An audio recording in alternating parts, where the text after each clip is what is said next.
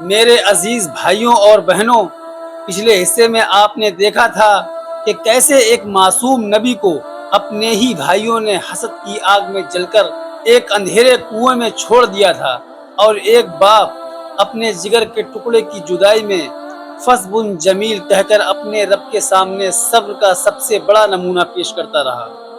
لیکن کیا یوسف علیہ السلام کا سفر یہیں ختم ہو گیا تھا؟ ہرگز نہیں، کیونکہ جب سارے دروازے بند ہو جاتے ہیں تب اللہ اپنے بندوں کے لیے ایسے راستے کھول دیتا ہے جن کا انسان تصور بھی نہیں کر سکتا۔ تو آئیے آج سنتے ہیں ایک کنویں کے اندھیرے سے مصر کے شاہی محل تک پہنچنے کی صبر، توکل اور اللہ کی رحمت سے بھری حضرت یوسف علیہ السلام کی دل کو چھو لینے والی داستان۔ بسم اللہ الرحمن الرحیم۔ کنویں کا اندھیرا، چاروں طرف خاموشی، نہ اپنا کوئی، نہ کسی اپنے کی آواز، صرف ایک معصوم نبی اور ان کا رب جس پر انہیں پورا یقین تھا۔ جس بچے کو اس کے اپنے بھائیوں نے چھوڑ دیا، اسے اللہ نے کبھی اکیلا نہیں چھوڑا۔ کچھ دیر بعد ایک قافلہ اس راستے سے گزرا۔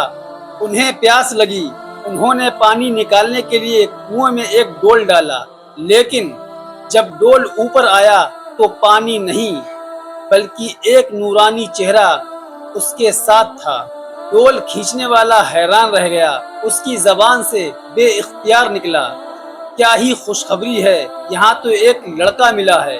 انہیں کیا معلوم تھا کہ یہ کوئی عام بچہ نہیں بلکہ اللہ کا ایک برگزیدہ نبی ہے۔ انہوں نے یوسف علیہ السلام کو اپنے ساتھ لے لیا اور مصر کی طرف روانہ ہو گئے۔ راستہ لمبا تھا لیکن ہر قدم پر اللہ کی حکمت ساتھ چل رہی تھی۔ جس بچے کو اس کے بھائیوں نے مٹا دینا چاہا، اللہ اسی کے لیے عزت کا راستہ تیار کر رہا تھا۔ جب قافلہ مصر پہنچا تو یوسف علیہ السلام کو ایک غلام کی طرح بیچ دیا گیا۔ دنیا کی نظروں میں تو وہ ایک غلام تھے، لیکن اللہ کی نظروں میں وہ اس کے چنے ہوئے نبی تھے۔ مصر کے ایک بڑے عہدے دار عزیز مصر نے انہیں خرید لیا۔ انہوں نے اپنی بیوی سے کہا، اس بچے کا خیال رکھنا، ہو سکتا ہے یہ ہمارے لیے فائدے کا سبب بنے یا ہم اسے بیٹا بنا لیں۔ دوستوں دیکھیے کیسی عجیب بات ہے، بھائیوں نے جنہیں بیکار سمجھ کر چھوڑ دیا، اللہ نے انہیں محلوں تک پہنچا دیا۔ اسی طرح سال در سال گزرتے گئے، دن بیتتے گئے، یوسف علیہ السلام بڑے ہونے لگے۔ ان کا کردار، ان کی سچائی، ان کی شرم و حیا ہر دیکھنے والے کے دل میں ان کی عزت بڑھاتی چلی گئی۔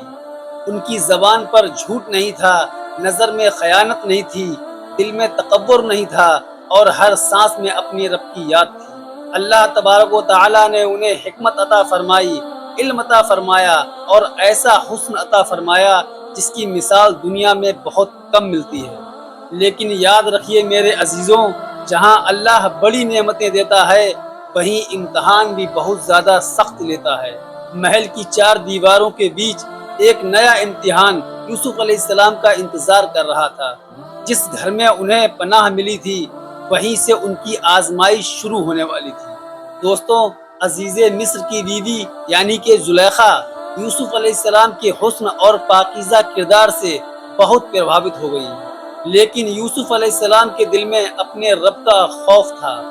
ہر چیز سے بڑا انہیں معلوم تھا، انسان اگر پوری دنیا جیت لے لیکن اپنے رب کو ناراض کر دے تو اس نے کچھ بھی حاصل نہیں کیا۔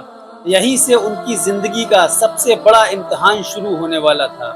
ایک طرف گناہ کا بلاوا اور دوسری طرف اللہ کی رضا۔ کیا یوسف علیہ السلام اپنے رب کی امانت کی حفاظت کر پائے؟ کیا سچ کی جیت ہوگی یا جھوٹ کا شور کچھ وقت کے لیے حاوی ہو جائے گا؟ انشاءاللہ اس کا جواب آپ کو اگلے اور آخری بھاگ میں ملے گا۔ تب تک کے لیے خدا حافظ۔